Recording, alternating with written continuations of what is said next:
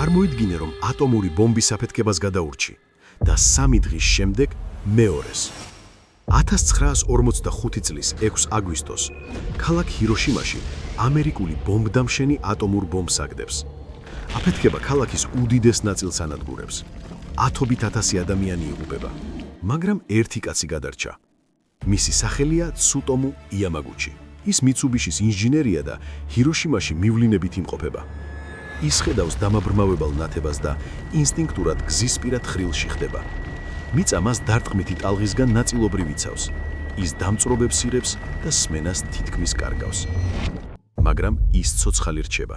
მეორე დღესვე ჯდება მატარებელში და ბრუნდება სახლში, ნაგასაკიში.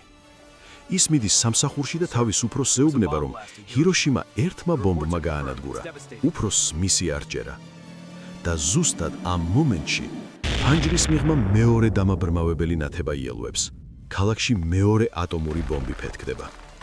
ის შენობის ბეტონის კონსტრუქცია მიხსნა. იამაგუჩი არის ერთადერთი ოფიციალურად აღიარებული ადამიანი, რომელიც ორივე ატომურ ბომბს გადაურჩა. და აქ ჩნდება კითხვა, ის ყველაზე იღბლიანი ადამიანი იყო თუ ყველაზე უიღბლო?